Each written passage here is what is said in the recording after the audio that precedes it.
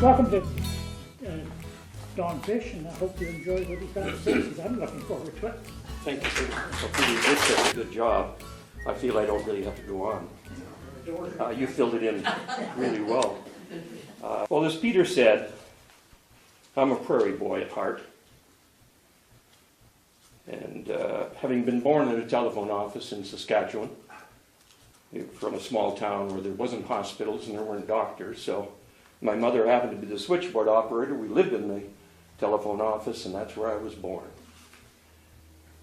6 years later, we moved from that small town, and having been through the Depression and having been through the dirty 30s and having another mouth to feed, I think my father felt moving to Regina would be a good idea. So in 1941, at the start of another world war, my father and mother came out in the summertime, and they bought a house, a tea room. Some of you, although I don't think there'd be too many, may remember. And there's the tea room on 5060 Pat Bay Highway. And they had large circular pillars in the front. It had an open veranda. There were no rooms in it. It was a tea room. There was a small kitchen on the back, and they did serve tea. There were no bedrooms, and there was no bathrooms, and there was no anything in it. There was no basement. It was on the ground. So my mom and dad took a liking to Elk Lake, and they bought it. Then they returned to Regina to inform me that at the end of August we would be moving to British Columbia. I'm 11, okay? By this time, 1947. 11 years old, and I'm going to some place I have no idea where it is. I'm not very good in geography. But I'll go with my mom and dad said. So my sister was married. My brother was back from the war. He was married. There was really little to keep them there. My dad had been in the First World War. He was injured many times. They kept putting a patch on it and sending him back from England into Belgium, into Germany. He came home with 3 very large pieces of shrapnel in his body. He was buried at age 73 with those same pieces of shrapnel in his body. So in the prairies, in the wintertime, when the temperature dropped down to minus quantities, my father suffered a great deal. For some reason, he lasted until 1947. I don't know how he ever did. I do know that he missed a lot of work. I do know that he suffered nights and days. And I do know that coming to Elk Lake was a real godsend to him. He wasn't a young man anymore, but I do remember on the train, 3 nights, 2 days, chugging along, the longest train ride any 11-year-old in this world had ever taken. I thought we would never get there. I was never going to see my brother and sister again, that was for sure. So we arrived at the Fraser Valley. All the houses had watermarks just underneath the windows. And you had floods in 1947 throughout BC. Now that, my God, and I don't know how to swim. What are you going to do? We were delayed 3 days near Hope in the Fraser Canyon. You couldn't get out of the train other than to step down the steps and stand there because the next step was awfully steep. So we pretty much, my folks kept me very close at hand. We ate sandwiches, breakfast, lunch, and supper. To the point where my mom and dad used all the money that they had left after buying the tea room. The train arrived in Vancouver. We lugged our luggage from the train depot, CPR, down to the CPR docks because we didn't have the wonderful BC ferries we have now. They were the old CPR line. And it was a 23-hour excursion from downtown Inner Harbor to Victoria Inner Harbor. 23 hours. Left at 7 in the morning in Vancouver and arrived here at 6 a.m. the next morning. It's a hungry trip. When I saw the bow of that vessel we were walking on, I now knew I would never see my brother and sister again. We were going offshore, probably closer to Japan than we would ever be to Canada, because that was a hell of a boat. Would you believe on the train, I had a little dream on one evening where I was actually hand pulling us across on the ferry to Vancouver Island with a cable. In the prairies, that was your usual cable ferry that crossed many of the small rivers that we had. Somehow that had fixed in my mind as not what met us at all. So we arrived, walked from the ferry, found a bus depot, and my dad pleaded with the bus people to give us a free ride out to an Elk Lake. He didn't have any money. A gentleman standing by approached my father and said, "I have a taxi business in town. Things are slow right now. How would it be if you folks just load your luggage into the trunk of my taxi? And I'll run you out to Elk Lake. And if you just bought out there, I really don't worry too much about the fare, because I'll know where to get it. So why don't you do that?" My dad was greatly appreciative. So he delivered us right to the driveway of our tea room. Elk Lake. Man, how far was I away from anything I knew? Water, ferries, trains, floods, sandwiches. My goodness. Anyway, 4 days later, the start of school, somehow my mother, without a telephone, had found that there was a bus at the bottom of Claremont and East Saanich Road. School bus. School bus? I'd never seen a school bus either. So I went down to the corner of Claremont. That's where Ellen got buses to go to Mount Newton. That's where George Varley got buses to go to Mount Newton, and I knew nobody, so I went down to Claremont and I walked on whatever bus came. Fortunately, I did get on the right school bus, and I ended up at Mount Newton High School. Went into grade 8 class, met Don Gibson the first day. Some of you may know Gibby, remember him. We became fast friends in 1947. George didn't come along until sometime later in my little story, because at the end of the day, when Miss Sampson finished grade 8, she said, "Okay, children, be sure you're on time tomorrow. Be sure you get the right buses." And I didn't pay any attention. I went out of the classroom, went down by the big dogwood tree on the side street beside Mount Newton, and I caught an orange bus. It was Prospect Lake bus. But what the hell? What's a lake to a prairie boy? You know, Elk, Prospect, who knows? Anyway, I'm on a bus and I'm going to Prospect Lake, but I don't know it. And I'm looking out the window, probably all the way down the West Saanich Road, looking for something that was familiar. Anything that was familiar. George wasn't on the bus. There was no familiar faces, but we arrived at Prospect Lake School and headed down towards the lake. And all the children were getting off, and finally the driver said, "Where are you going, son?" I said, "Elk Lake." Yeah. "Stay aboard." He drove me all the way back out to the school, and he opened up the door and he said, "That's as close as I can get you, son." I said, "Where do I go to get Elk Lake?" And he said, "Well, the way I look at it, you got a couple of choices. You go straight down here to Royal Oak, and then you catch the East Saanich Road, and you go out there about 4 or 5 miles, and that should get you right to where your folks live. Or you can go down here to Pipeline Road and go through Dairy Lake and go da-da-da-da-da-da." And I said, "Hold it, I like your first choice."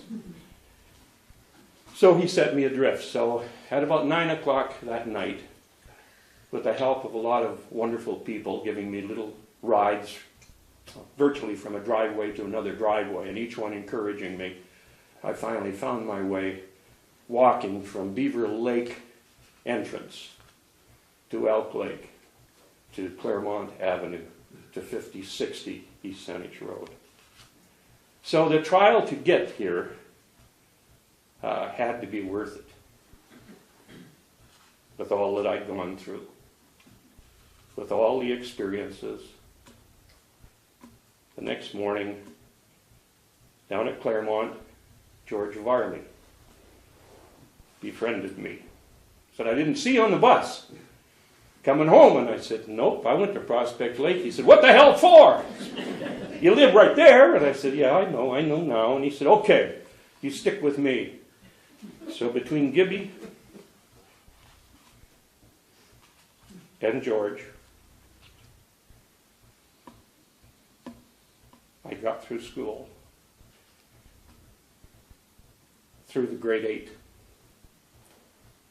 And then at the end of that year, what did I say here? My first lifetime revolt. I didn't like the idea of going to North Saanich. I'd had all my fill of going to a new school in BC. And I thought, sure as hell, I'll catch a wrong bus and I'll end up at some other godforsaken lake outside of North Saanich. So no, I knew Elk Lake well. And I knew George really well. And I knew Gibby really well. But little did I know that by going to North Saanich, catching the coach line's bus every morning, coming home by coach line was a long day. Long school, short school day, but a long day. I met Denny Beveridge. So he's sort of not my oldest friend, but he's a very old friend and a dear friend. We went through the grade 9s, grade 10s, grade 11s, and gradually, believe it or not, I learned to like school. Mostly because of sports. Mostly because of tumbling, basketball, soccer, softball, field and track. Yeah, there were girls in there. But really the sports were where it was at.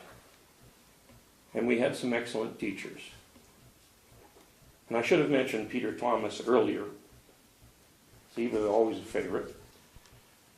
And there was Mr. West at North Saanich.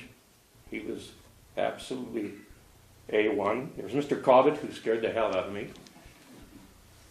But he gave me some of the best pieces of advice I've ever had. He scared George too, but George wouldn't let him know it. And then the last year, George bought a Model A Ford. He was in competition with Darrell, actually.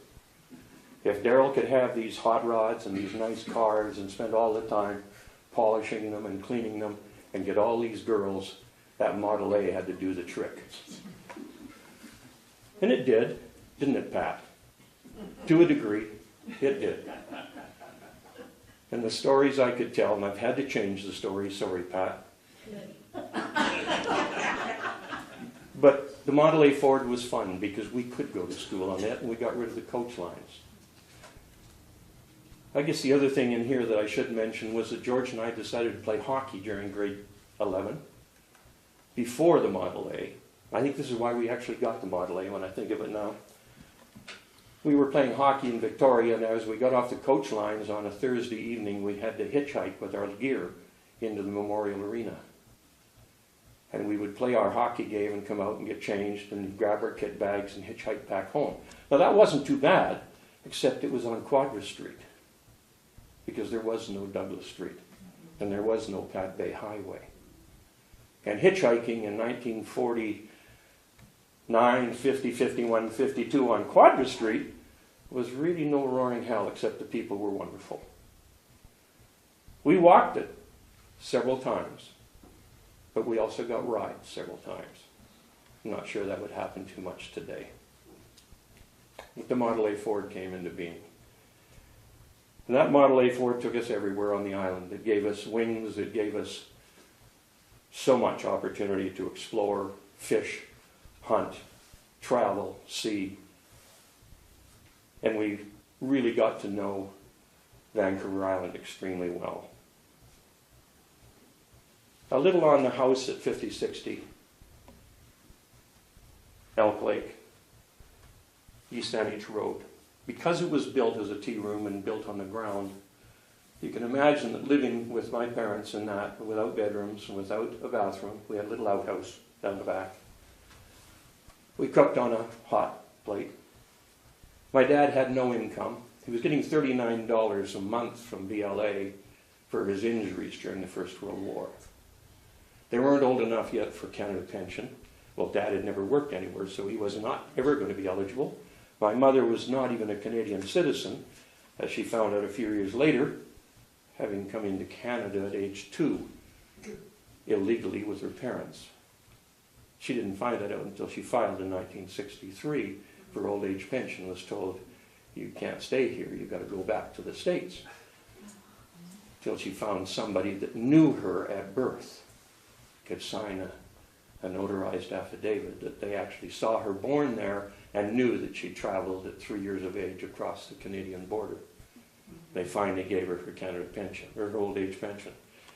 So neither of them had any Canada pension, neither of them really until, well, at the time when this place was bought in 47, they didn't have any income.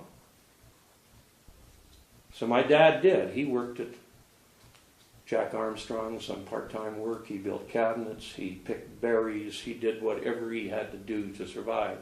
And my mother set about setting up a green farm. To her, it was God's gift. When you come from Canada, in Saskatchewan, and you've grown gooseberries, which is your best fruit crop, and choke cherries your last, she thought she'd died and gone to heaven with apple trees and blackberries and raspberries and so on. And yes, she did. She set up groceries of all kinds in the garden. A few rows at a time to start with, and she kept seed. And then she grew more rows the next year and kept seed and so on. And then they started a roadside stand, and that's how they lived, really from 1949 right through to when my dad bought his first vehicle in British Columbia in 1951. It was 1949 Chev pickup. And then that really gave them wings to fly. They were all over the place. They could go into Victoria now whenever they wanted.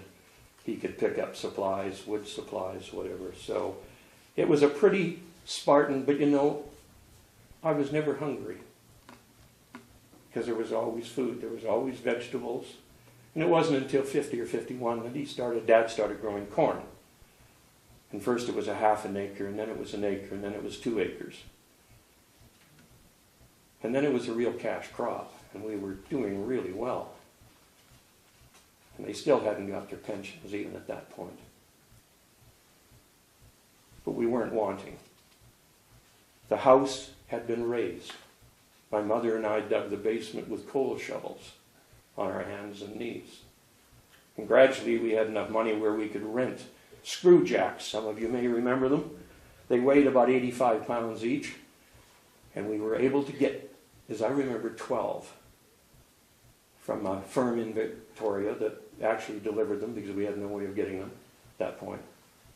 We were renting them by the day, and all I can remember my dad was saying, if you can dig a little longer, get another hour in, we can probably save another day at 25 cents a jack and get them back into the rental agency sooner.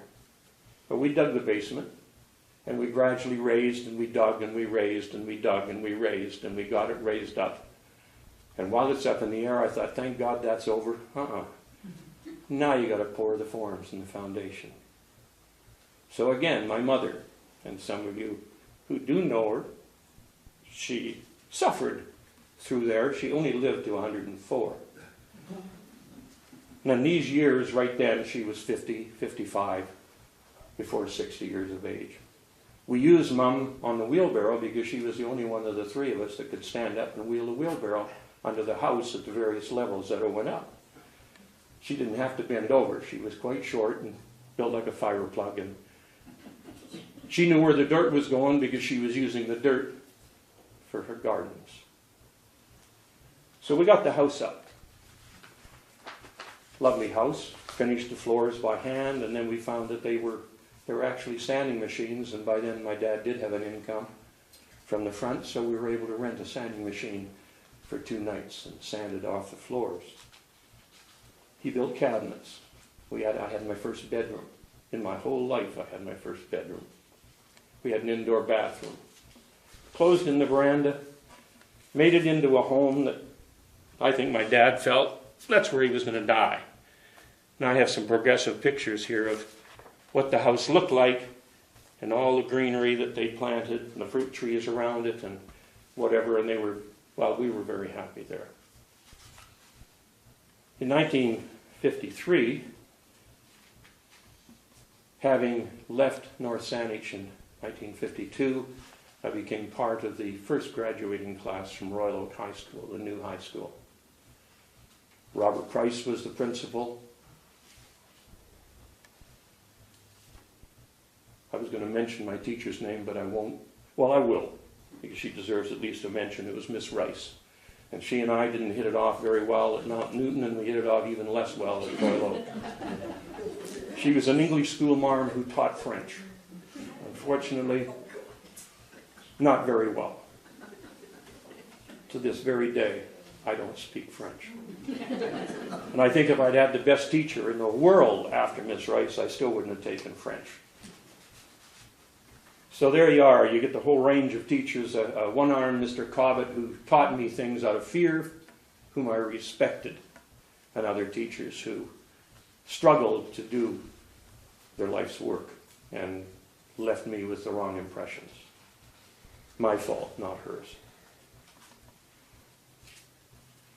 So in 1953, I graduated, and I was very proud to graduate from that class, and Daryl and Shirley are here. God bless you both. I look at these pictures that my mother saved, and I was telling Bob and Shirley that when I started to travel, as I'm getting into now, with the Royal Bank, and then with the provincial government, and then with the federal government, each time I was away from Victoria or Saanich, my mother would follow the newspapers and would clip out all of the names that sounded familiar to her. Wedding announcements, whatever they would be, and she would clip them out and stick them in this book. And whenever I would come home, infrequently, we'd sit down at the dining room table, and she would tell me about everything that happened to all of my school chums while I was away. And then she thought that was such a neat idea, and I appreciated it. She started going to funerals and weddings and all sorts of different events. And whenever she did, if it was a wedding, she saved all of the invitations and all of your serviettes and attached those to all of the wedding announcements that eventually came out in the papers, or had come out before that. So I had everything from what the bride wore, to where they were going on their honeymoon, to the dates, and so on, thanks to my mother. It was a wonderful way of her communicating with me. So in here I have Daryl, and Sandy's wedding announcement, and your engagement announcement, and many of you, Denny, I've got Denny standing on his head here, and actually I was the best man. Here's something about an old friend. He asked me to be his best man. So I was his best man right up to the morning of the wedding. And then he came to me and he said, Don, could I ask you to be somebody who shows people to their seats, an usher? Well, that's a come down, but okay, why? And he said, well, Darcy Trousseau, whom I really wanted to be best man, had told us all along he couldn't because he just joined the RCMP in Regina, couldn't get away, so I got you instead. But Darcy's here. He was kidding me all along, and he's arrived, so would you mind? Of course not. Of course not. There was a lot of incestual relationships, weren't there, Denny, between one of us being best man with one and not the other, and so on. We switched back and forth. Not with the wives, damn it, but with each other's best man. And we were very close. We were closer than brothers in many respects. And here we are, 2015. 65 years. And we still can talk with one another. Still appreciate one another. Still value one another. George and I left in the end of June. We left Armstrong's in the capable hands of Peter and my dad. We had just about completed that chicken house, hadn't we? Yeah. And I'd ended up in the hospital trying to cut a window out of the side of that building, and the circular saw had come down, and I ended up with a huge gash in my right thigh. And George and I had already planned on going north in the Model A. I'd have gone north with one leg if I'd have had a chance. And we did. We left at the end of June.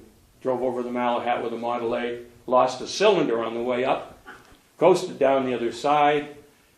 We met Gibby in Nanaimo, and he said, "You guys still going to go on?" We said, "Oh, hell yeah, George was going to go."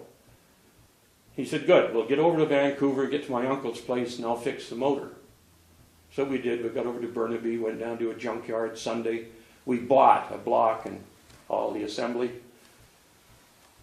Did a replacement job, and en route, Gibby said, "We don't need this whole damn thing. All we really need is a connecting rod and a piston and a few rings. So let's just swap them and take a piston rod and rings out, and we'll put it into your fourth cylinder, put the head back on. You guys can be on your way, and I'll take this back to the junkyard tomorrow." He did. So we paid $75 for it, and he got a $50 exchange on it. So we paid $25 for the assembly, and we were on our way. 1953, going over the Fraser Canyon. Bridges, all the bridges were built with logs into the side of the mountains like this.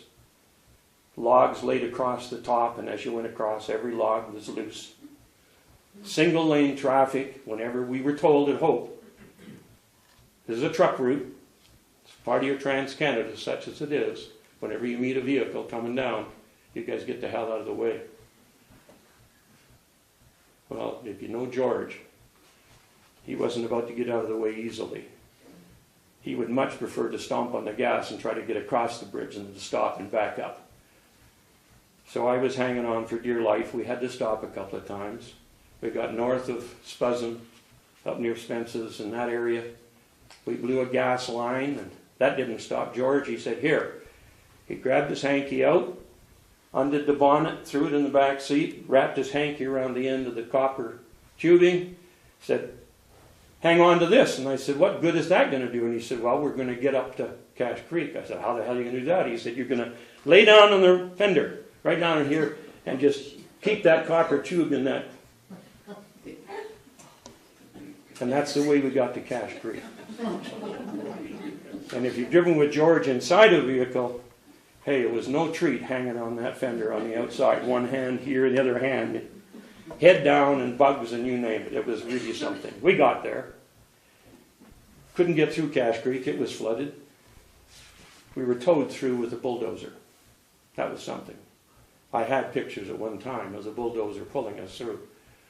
A Model A being pulled by a bulldozer. Man, Henry Ford would have been happy with that, see that. It was nighttime. We stopped just north of Cache Creek.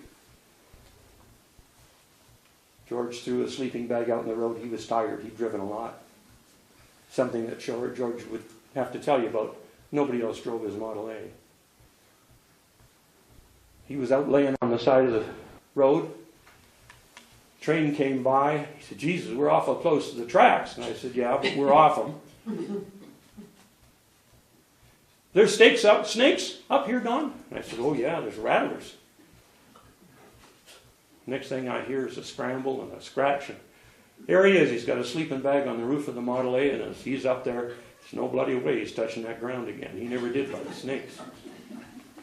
So we made it weeks later, and I mean weeks later, about 7 days. We made it up to Smithers, Telkwa area. We farmed, we logged. He became a hostler. We did logging by horse. That's how he skidded logs. Worked in a sawmill, worked on a green chain. We did carpentry, finishing carpenters.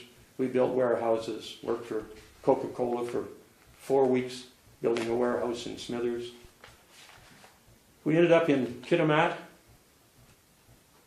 They were building Alcan at that time. George wanted to work there because the wages were great. We had to put in our application and wait. There was no way in at that time. By train, it was the only way. Got a train from Smithers down to Kitimat. So the Model A had to sit. We didn't have mobility. So we came back out of there, went back to Smithers, and lo and behold, George got meningitis. Ended up in the hospital. And in the good old George way, it was, the hell are you waiting around here for? Have you got a job? And I said, yeah, I'm building log cabins for a retired CN agent right on the edge of the Bulkley River. He said, well, do yourself a favor. When you get those built, get the hell out of here. This is no place to be in the wintertime. So at the end of October, I headed back to Victoria. Left George in the hospital. And he loved the north. He loved the Hazelton area. He loved the Chilcotin. He loved the Alaskas of the world and the Yukons of the world, the Northern West Territories of the world. And that's where George was destined to be. He set up a home, built a home on Santa Clara, just above East Saanich Road. Dorothy still lives in it to this day.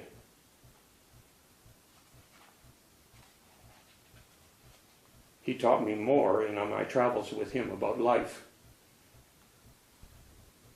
I had the financial background, he had the get going and do it background.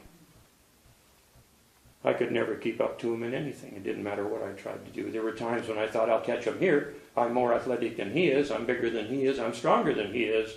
And he'd still clean my clock every time.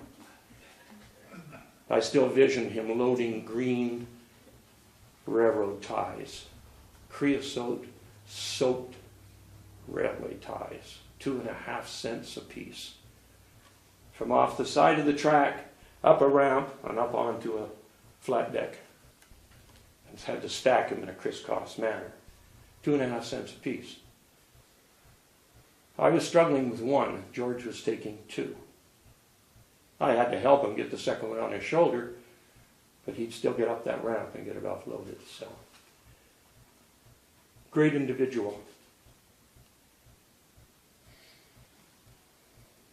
I have some fond memories with Enid too, Donna Butcher. I just had to throw it in here. I couldn't delete that. Enid, you and Donna riding in the back of my dad's pickup truck going out to suit to basketball games. Playing basketball and softball for Brentwood, for Saanich, for Outlake. Very fond memories. Denny managed to play on some of those teams. Daryl even managed to play on some of them. Tim Hives, who is presently in hospital in Central Saanich, not doing very well, but he's still hanging in there. Timmy played with us for years. So many more. All fond memories. Again, it comes back to the sports. Even Bob Lee played with us for a few years. Wilmer Mitchell, who couldn't keep his cap on.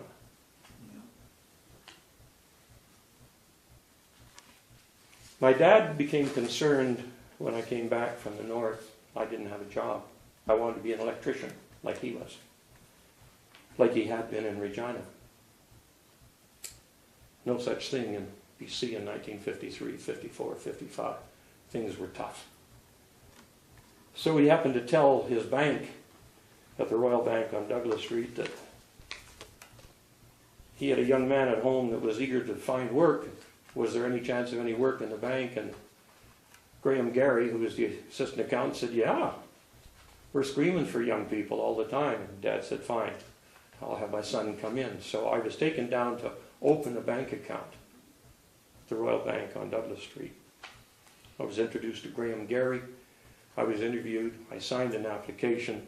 And the following Monday, I started to work at the Royal Bank of Canada, Fort Cook Street. How the hell I ever got into the bank, I'll never know. Had no interest, no motivation towards it. But there I spent 9 years, 11 months, 3 weeks, 4 days, and I left. And the reason why so exact was you became tenured, or you became committed on your pension after 10 years.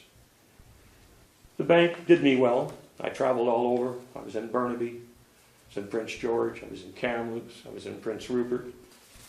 Back to Victoria a couple of times, to Burnaby, and then they sent me on inspection for 1.5 years, and that traveled all over the province. I was into every Royal Bank at least once, and sometimes twice if they weren't doing too good. So it was a great experience. And I do thank my father for that kick in the ass to get me going, because I certainly would never walk through the door on my own. I had got married slightly before that. Had 3 children. That ended in divorce, unfortunately. Actually, the inspection did that. I was away most of the time on inspection.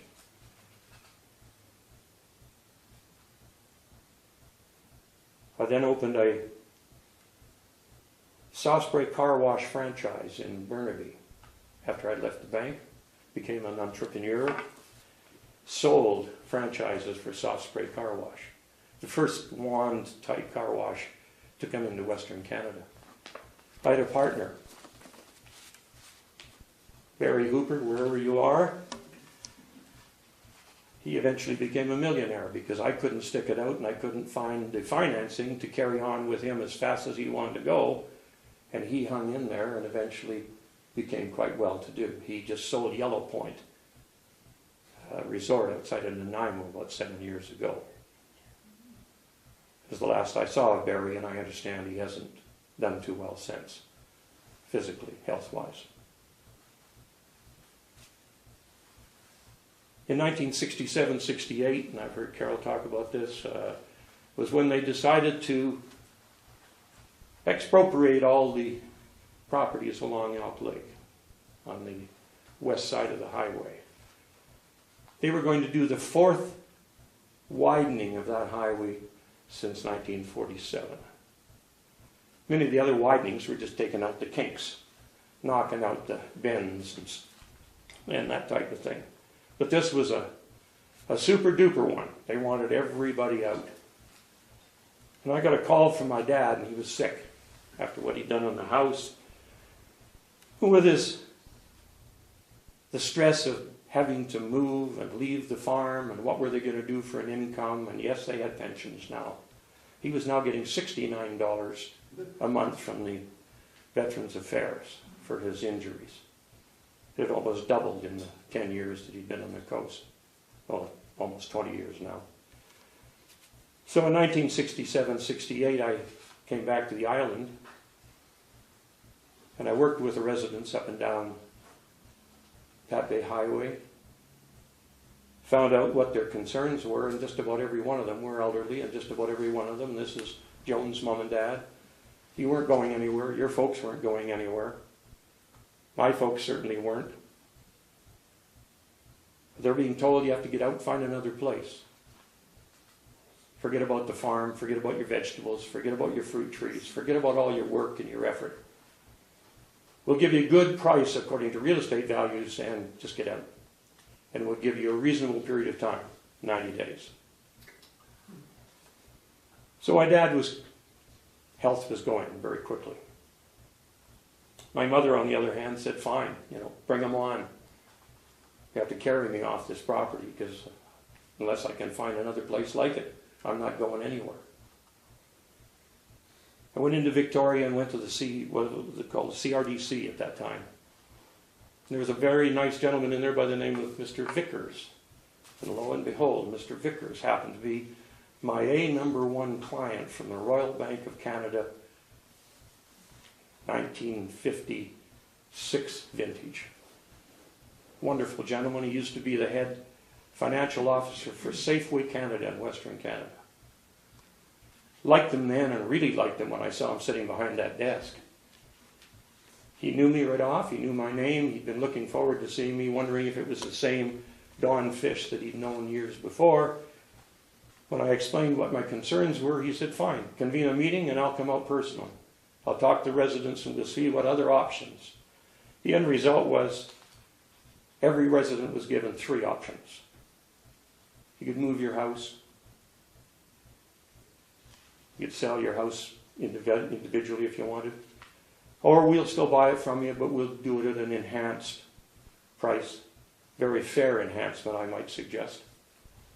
And fortunately, all residents signed, and some did move their homes, and some did settle privately, and others did sell to the government.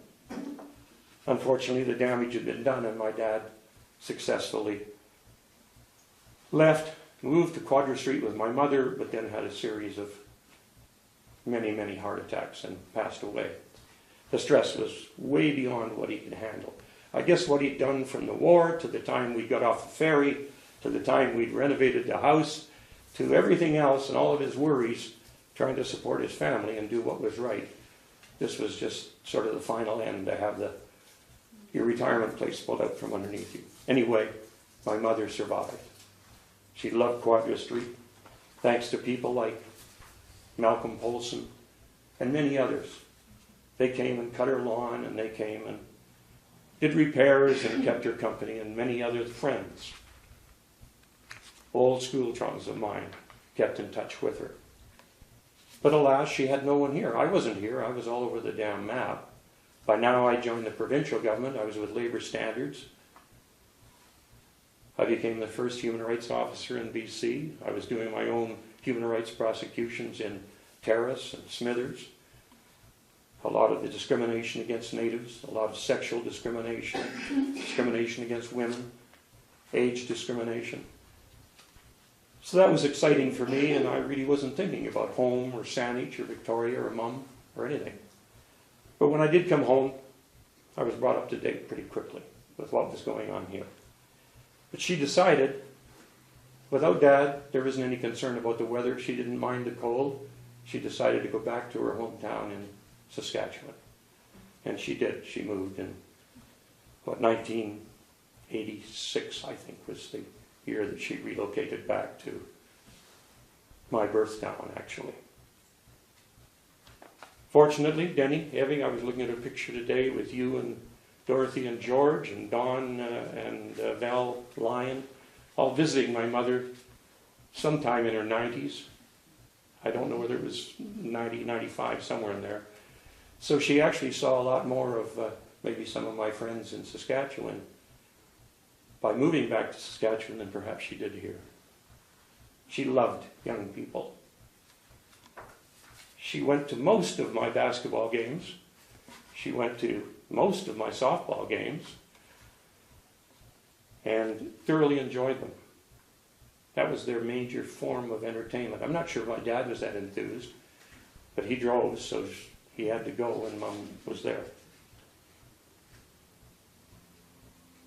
When I left Northwest Community College, I became bursar and acting principal at Northwest Community College for 2 years.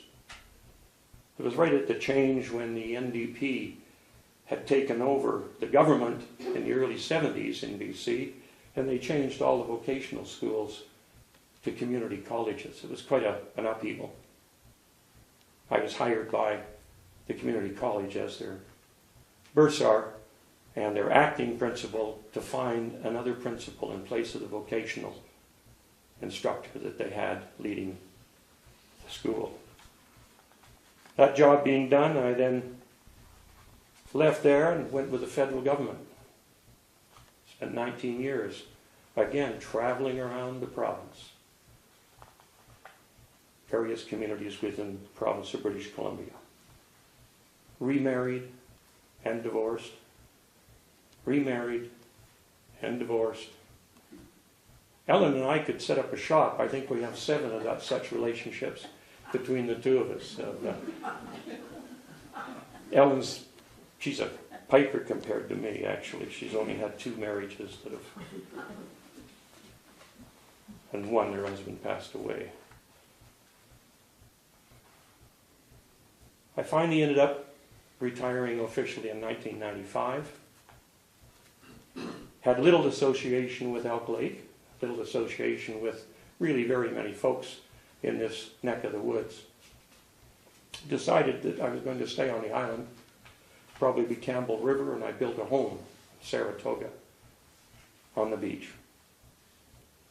And the unique thing about that particular location was in 1947, the unique date again, there was an earthquake in the upper island or central island, and a very large section of the beach front along Saratoga raised 8.5 feet. So there were people that had beachfront that all of a sudden didn't have beachfront anymore. When I bought my lot in 1958. Behind those houses that at one time were on the beach, And that's the lot that we built on 35 years later. Eventually moved to Qualicum area. Much preferred the Campbell River, Saratoga area, really is a place to live. But couldn't get settled, so I decided I'd go to Australia, where I had wanted to go with George before he met Dorothy, and before I had got married for the first time. So in 2006, I attempted to immigrate. And I just returned 2 years ago. Great country. Western Australia is superb, wonderful people.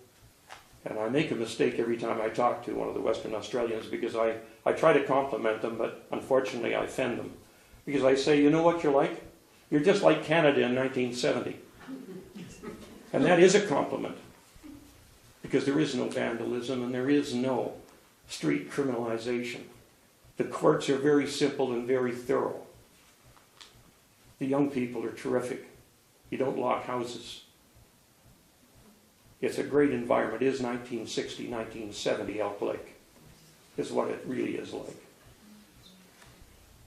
And they're to be complimented for keeping it there. They're progressive in many other ways. Their health system is far better than ours. Their education system is far better than ours. You know, they really have progressed in the areas that I think are important and have stayed right where they are and where they should stay with their social activities of respecting one another and a handshake meaning something and so on.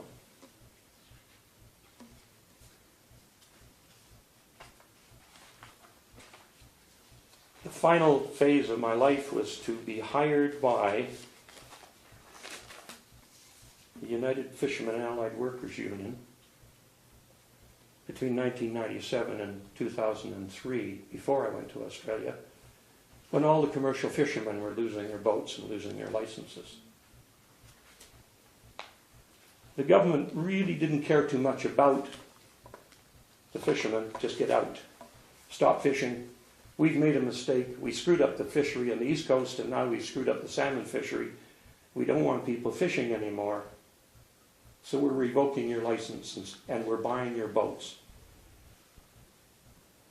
And when we buy your boats, they won't be used for fishing again. We'll strip them down, they'll be used as pleasure craft. So on Vancouver Island, you had 3,800 unemployed fishermen.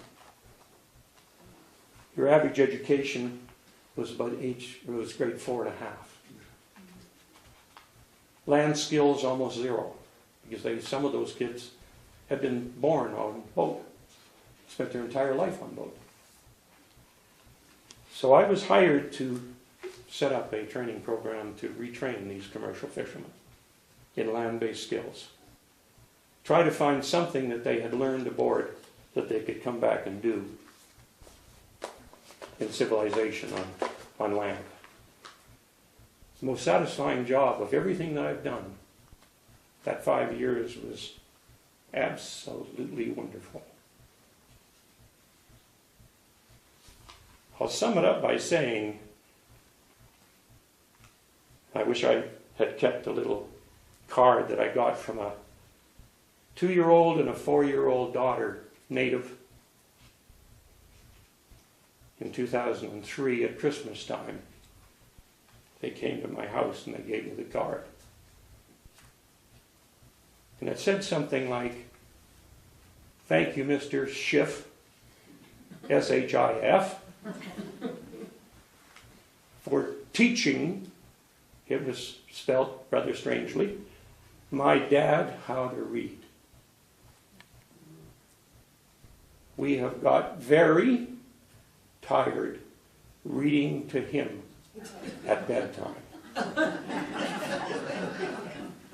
This was a 38-year-old man that we had taught to read and write. I'm pleased to say, out of the 3,800 commercial fishermen on Vancouver Island, my last count when I'd left, there was 878 that were full-time employees in other than fishing. There were another 360 odd that were in school, taking trades training or upgrading their education or learning computer skills or you name it. It was across the board. And the key there was we set up classes for commercial fishermen. We didn't try to put them into a class that already existed where they had to walk in as a 45-year-old man and sit with 16-year-old young men and young women. We set up classes of 8 or 9 and they were all commercial fishermen. They learned together. And you learn together, you learn together. And they really did. We were in the throes of doing another 1,000 into school when I left. And the reason I left, my wife said, I thought you retired 7 years ago. Isn't it about damn time you retired again? You know, let's do things together. And seriously, my mother had passed away. Her mother passed away. The activities of our life were such that I owed it to my family to be more there and less hairy-scary around the province that I've been for 25, 30 years. I love Vancouver Island. My years at Elk Lake were, I could spend another 5 hours, Daryl, talking about our fishing and our crayfishing and our catfishing and all the things. I have one article here, it's another throwaway, and it's a joke for everybody. It says here, movie scene inspiration for loud cries. And this is an actual clipping out of the paper, February 72. George Varley and Don Gibson and I were out in a 16-foot clinker-built boat on the far side of Elk Lake off Brookley. And we were rowing and fishing and we were laughing and having a lot of fun out there. We had fishing rods. And some kids, smart-mouthed kids, came off of one of the houses along Brookley, rowed out to us and challenged us to a race. And Gibby, being Gibby, said, "You're on." We got out the second set of oars. We had 2 sets of oarlocks. George got on one set and I got on the others. And Gibby shouted, "Start!" And he got in the helm of our boat and he was yelling, "Row, row, row." And we waxed them good. We really did. I was proud of Gibby. It was a challenge that we won. The unfortunate part was halfway towards the Lee's place, this is the direction we were heading, there were all sorts of emergency lights down at the Black Swan. Some of you remember the restaurant that was there? Well, it was all lit up wonderfully. George says, "I wonder what the hell that can be." And Gibby says, "Well, let's go see if we can help. Maybe somebody's got into trouble." So we turned the boat and we started diagonally heading across Elk Lake, rowing like hell. More lights came, more fire engines, more ambulances, more lights, more flashing lights. Geez, it must be big. And we were rowing like crazy. And we hit the shore and Gibby's out and running along the beach. "How can we help?" And there's policemen with flashlights and they put him in handcuffs. And Gibby's yelling back, "Bugger off, you guys!" And we're sitting there in the boat like, what the hell for? George jumps out. Flashlight hits him. He gets grabbed by the scruff of the neck, and another flashlight hits me and says, "Get the hell out of that boat." "What's the problem?" "It's you guys. We had a complaint from a lady up on shore that heard you guys yelling for help for the last half hour. And that's why we're here. We're here to save whoever's drowning out in Elk Lake. That whoever it was us." So the article reads, "A small group of boys, residents of the Elk Lake area, worried a number of the residents with their shouts of, like a coxswain's call, and they were apprehended on shore." Made it sound like we were racing down and the police were after us and so on. Anyway, we were taken to the police station at Royal Oak. And my folks still didn't have a phone at that point. So they phoned the Polsons, and the Polsons had to come next door to tell my parents that their son was in the police station at Royal Oak. Had been arrested for disturbing the peace on Elk Lake. Well, my father was furious. The police delivered me back home because my dad refused to go down and get me. He was furious. I thought he was furious at the police. He was later, but he was furious at me. So those are the kind of stories. They're all over the place with George and I and the travails of Elk Lake. It's been a wonderful life. I'm very happy here on the island again. I'm very happy to be renewing old friends, familiar faces, meeting the Jones of the world who comes up and introduces herself. And I have to question if she's one of her 3 other sisters, and I don't pick Joan. I couldn't imagine Joni, who was this big the last time I saw her. But it's wonderful. And Joanne, your father was Peter, is one of the most wonderful gentlemen. Thank you. I saw him at Bob and Shirley's, and it was truly a wonderful thing to see him there at his age. Oh, when was that? Had a reception that Shirley held for the Mount Newton grads, I think it was. Some years ago at your place. Oh, You invited Peter Thomas to come. Yes, well, for the he day? was our surprise guest. Was he ever a surprise guest? And Fred Cockett was sitting there, and he said, when he came out, he says, "Jiggers, the teacher." Jiggers the teacher. Thank you everybody for your attention. I really appreciate it. Thank you.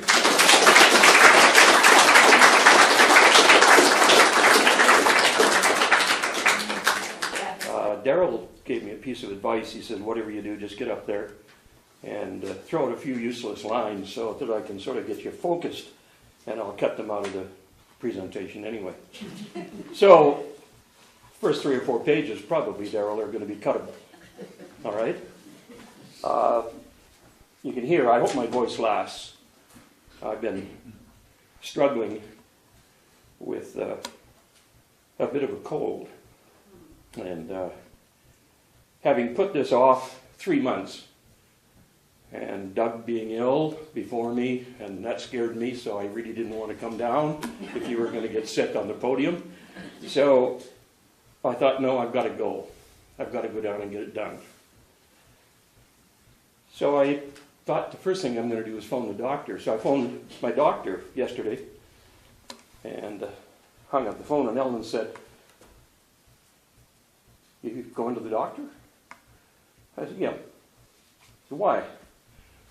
Well, I thought I'd go down and see the doctor about Viagra or Cialis or something. Ellen looked at me. I think she thought I was going to phone the doctor on my cold. So she picked up the phone and she phoned the doctor.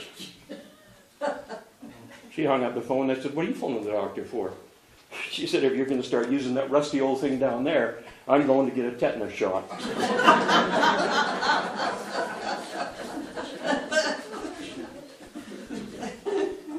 Good cuttable? They have to cut it. I don't Yeah. You like those saucy parts, don't you?